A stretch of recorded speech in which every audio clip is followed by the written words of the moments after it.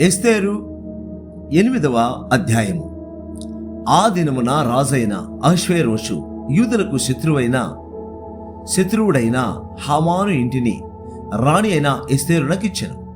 ఎస్తేరు Mordecai తనకు ఏమి కావాలనో రాజునకు తెలియజేసిన మీదట అతడు రాజు సన్నిధికి రాగా, రాజు హామాను చేతుల నుండి తీసుకొనిన తన ఉంగరమును మొర్దెకైకి ఇచ్చెను. ఎస్తేరు మొర్దెకైని హామాను ఇంటి మీద అధికారిగా ఉంచెను. మరియు ఎస్తేరు రాజు ఎదుట మనవి చేసుకుని అతని పాదముల మీద పడి, అగాగీయుడైన హామాను చేసిన కీడును, అతడు యూదులకు విరోధముగా తలంచిన యోచనను వ్యర్థపరచుడని కన్నీళ్లతో అతని వేడుకొనగా, రాజు బంగారు దండమును ఎస్తేరు తట్టు చాపెను. ఎస్తేరు లేచి రాజు ఎదుట నిలిచి, రాజవైన తమకు సమ్మతి అయిన ఎడలను, తమ దృష్టికి నేను దయపొందిన దాననై రాజువైన తమ ఎదుట ఈ సంగతి యుక్తముగా తోచిన ఎడలను, తమ దృష్టికి నేను ఇంపైన దాననైన ఎడలను, రాజువైన తమ సకల సంస్థానములలో నుండి యూదులను నాశనము చేయవలనని హమ్మోదాత కుమారుడైన అగాగీయుడగు హామాను వ్రాయించిన తాకీదుల చొప్పున జరగకుండునట్లు వాటిని రద్దు చేయుటకు ఆజ్ఞేయుడే. నా జనుల మీదికి రాబో కీడును, నా వంశం యొక్క నాశనమును చూచి నేను ఎలాగూ సహింపగలనని మనవి చేయగా, రాజైన అహష్వేరోషు రాణి అయిన ఎస్తేరునకును యూదుడైన మొర్దెకైకిని ఇలాగూ సెలవిచ్చెను. హామాను ఇంటిని ఎస్తేరునకిచ్చి ఉన్నాను. అతడు యూదులను హతము చేయుటకు ప్రయత్నించినందున అతడు ఉరి కొయ్య మీద ఉరి తీయబడెను. అయితే రాజు పేరట వ్రాయబడి రాజు ఉంగరముతో ముద్రింపబడిన తాకీదును ఏ మానవుడును మార్చజాలడు. కాగా మీకిష్టమైనట్లు మీరు రాజనైన నా పేరట యూదుల పక్షమున తాకీదు వ్రాయించి రాజు ఉంగరముతో దాని ముద్రించుడి. సీవాను అను 3వ నెలలో 23వ దినమందు రాజు యొక్క వ్రాతగాండ్రు పిలువబడిరి. మొర్దెకై ఆజ్ఞాపించిన ప్రకారమంతయు యూదులకును హిందూ దేశము మొదలుకొని కూషు దేశము వరకు వ్యాపించి ఉన్న 127 సంస్థానములలోనున్న అధిపతులకును అధికారులకును ఆయా సంస్థానములకును దాని వ్రాతను బట్టి దాని భాషను బట్టి తాకీదులు వ్రాయబడెను. రాజైన అహష్వేరోషు పేరట తాకీదులు మొర్దెకై వ్రాయించి రాజు ఉంగరముతో ముద్రించి గుర్రముల మీద అనగా రాజనగరు పనికి పెంచబడిన విజాస్వముల మీద అంచెగాండ్ర నెక్కించి ఆ తాకీదులను వారి చేత పంపాను.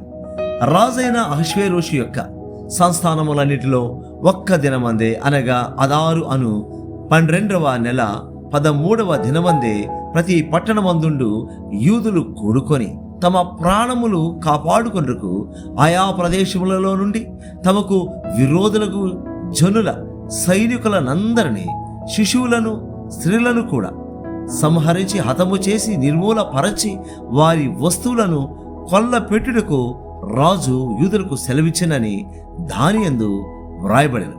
మరియు ఈ తాకీదుకు ప్రతులు వ్రాయించి ఆయా సంస్థానములలోని జనులకందరికీ పంపించవలెననియు, యూదులు తమ శత్రువుల మీద పగ తీర్చుకొనుటకు ఒకానొక దినమందు సిద్ధముగా ఉండవలెననియు ఆజ్ఞ ఇయ్యబడెను. రాజనగరు పనికి పెంచబడిన ఈ బీజాశ్వముల మీద నెక్కిన అంచెగాండ్రు రాజు మాట వలన ప్రేరేపింపబడి అతి వేగముగా బయలుదేరిరి. ఆ తాకీదు షూషను కోటలో ఇయ్యబడెను. అప్పుడు మొర్దెకై ఊదా వర్ణమును తెలుపు వర్ణమును గల రాజ వస్త్రమును, బంగారపు పెద్ద కిరీటమును, అవిసె నారతో చేయబడిన ధూమ్ర వర్ణము గల వస్త్రములను ధరించుకుని వాడై రాజు సముఖము నుండి బయలుదేరెను. అందు నిమిత్తము షూషను పట్టణము ఆనందించి సంతోషమొందెను. మరి యూదులకు క్షేమమును ఆనందమును సంతుష్టియు ఘనతయు కలిగెను. రాజు చేసిన తీర్మానమును అతని చట్టమును వచ్చిన ప్రతి సంస్థానమందును ప్రతి పట్టణమందును యూదులకు ఆనందమును సంతోషమును కలిగెను. అది శుభదినమని విందు చేసుకొనిరి. మరియు దేశ జనులలో యూదుల ఎడల భయము కలిగను గనుక అనేకులు యూదుల మతము అవలంబించిరి. ఎస్తేరు 9వ అధ్యాయము. రాజు చేసిన తీర్మానమును చట్టమును నెరవేరు కాలము వచ్చినప్పుడు అదారు అను 12వ నెల 13వ దినమున యూదులను జయింపగలుగుదుమని వారి పగవారు నిశ్చయించుకునే దినముననే యూదులు తమ పగవారి మీద అధికారము నొందినట్లు అగుపడెను. యూదులు రాజైన అహష్వేరోషు యొక్క సంస్థానములన్నిటిలో నుండి పట్టణముల యందు తమకు కీడు చేయవలెనని చూచిన వారిని హతము చేటుకు కూడుకొనిరి. వారిని గూర్చి సకల జనులకు భయము కలిగినందున ఎవరునూ వారి ముందర నిలవలేకపోయిరి. మొర్దెకైని గూర్చిన భయము తమకు కలిగినందున సంస్థానముల యొక్క అధిపతులను, అధికారులను, ప్రభువులను, రాజు పని నడిపించు వారును యూదులకు సహాయము చేసిరి. మొర్దెకై రాజు యొక్క నగరులో గొప్పవాడాయను. ఈ మొర్దెకై అనువాడు అంతకంతకు గొప్పవాడుగుట చేత అతని కీర్తి సంస్థానములన్నిటి యందు వ్యాపించను. యూదులు తమ శత్రువులనందరినీ కత్తివాత హతము చేసి వారిని నాశనము చేసి మనస్సు తీర తమ విరోధులకు చేసిరి. షూషను కోట యందు యూదులు 500 మందిని చంపి నాశనము చేసిరి. హమ్మేదాత కుమారుడై యూదులకు శత్రువగు హామాను యొక్క 10 మంది కుమారులైన పర్షంధాత, దల్పోను, అస్పాత, పోరాత, అదల్య, అరీదాత, పర్మస్థ, అరీసై, అరీదై, వైజాత అను వారిని చంపిరి. అయితే కొల్ల సొమ్ము వారు పట్టుకొనలేదు. ఆ దినమున షూషను కోట యందు చంపబడిన వారి లెక్క రాజునకు తెలియజెప్పగా రాజు రాణి అయిన ఎస్తేరుతో యూదులు షూషను కోట యందు 500 మందిని హామాను యొక్క 10 మంది కుమారులను బొత్తిగా నాశనము చేసి ఉన్నారు. రాజు యొక్క కొదువ సంస్థానములలో వారు ఏమి చేసి ఉందురో ఇప్పుడు నీ మనవి ఏమిటి? అది నీకు అనుగ్రహింపబడును. నీవు ఇంకను అడుగునదేమి?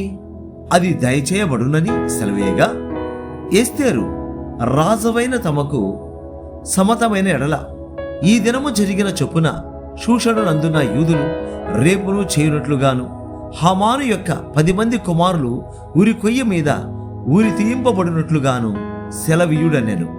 అలాగూ చేయవచ్చునని రాజు సెలవిచ్చెను. షూషనులో ఆజ్ఞ ప్రకటింపబడెను. హామాను యొక్క 10 మంది కుమారులు ఉరి తీయింపబడిరి. షూషను నందున్న యూదులు అదారు మాసమున 14వ దినమందు కూడుకొని షూషను నందు 300 మందిని చంపివేసిరి. అయితే వారు కొల్ల సొమ్ము పట్టుకొనలేదు. రాజు సంస్థానముల యందుండు తక్కిన యూదులు కూడుకొని తమ ప్రాణములను రక్షించుకొనుటకై పూనుకొని అదారు మాసము 13వ దినమందు తమ విరోధులతో 75,000 మందిని చంపివేసి తమ పగవారి వలన బాధ లేకుండా నెమ్మది పొందిరి. అయితే వారును కొల్ల సొమ్ము పట్టుకొనలేదు. 14వ దినమందును వారు నెమ్మది పొంది విందు చేసుకొనుచు సంతోషముగా నుండిరి. షూషను నందున్న యూదులు ఆ మాసమందు 13వ దినమందును 14వ దినమందును కూడుకొని 15వ దినమందు నెమ్మది పొంది విందు చేసుకొనుచు సంతోషముగా నుండిరి.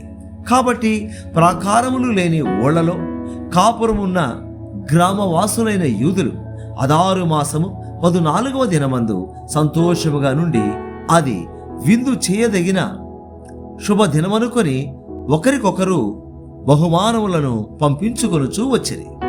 మొర్దెకై ఈ సంగతులను గూర్చి రాజైన అహష్వేరోషు యొక్క సంస్థానములన్నిటికీ సమీపముననేమి దూరముననేమి నివసించియున్న యూదులకందరికీ పత్రికలను పంపి యూదులు తమ పగవారి చేత బాధపడక నెమ్మది పొందిన దినములనియు వారి దుఃఖము పోయి సంతోషం వచ్చిన నెల అనియు వారు మూలుగుట మానిన శుభదినమనియు ప్రతి సంవత్సరము అదారు నెల యొక్క 14వ దినమును 15వ దినమును వారు ఆచరించుకొనుచు విందు చేసుకొనుచు సంతోషముగా నుండి ఒకరికొకరు బహుమానములను దరిద్రులకు కానుకలను పంపదగిన దినములనియు వారికి స్థిరపరచెను. అప్పుడు యూదులు తాము ఆరంభించిన దానిని మొర్దెకై తమకు వ్రాసిన ప్రకారముగా నెరవేర్చుదుమని ఒప్పుకొనిరి. యూదులకు శత్రువగు హమ్మేదాత కుమారుడైన అగాగీయుడగు హామాను యూదులను సంహరింపదలచి వారిని నాశనపరచి నిర్మూలము చేయవలెనని పూరు అనగా చీటి వేయించి ఉండగా, ఎస్తేరు రాజు ఎదుటికి వచ్చిన తరువాత రాజు అతడు యూదులకు విరోధముగా తలపెట్టిన చెడు యోచన తన తల మీదకే వచ్చినట్లుగా చేసి వాడును వాని కుమారులను ఊరి కొయ్య మీద ఊరి తీయబడినట్లుగా ఆజ్ఞ వ్రాయించి ఇచ్చెను. కావున ఆ దినములు పూరు అను పేరును బట్టి పూరీము అనబడెను.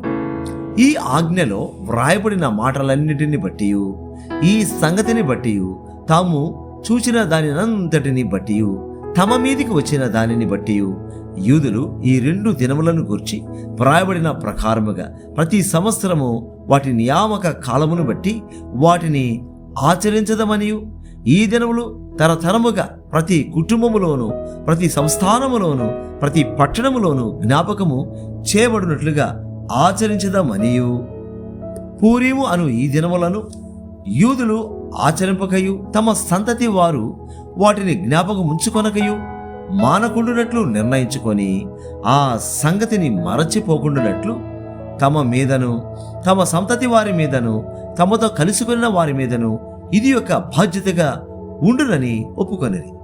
అప్పుడు పూరీమును గురించి వ్రాయబడిన ఈ 2వ ఆజ్ఞను దృఢపరచుటకు అబీహాయిలు కుమార్తెయును రాణియునైన ఎస్తేరును యూదుడైన మొర్దెకయును ఖండితముగా వ్రాయించరి.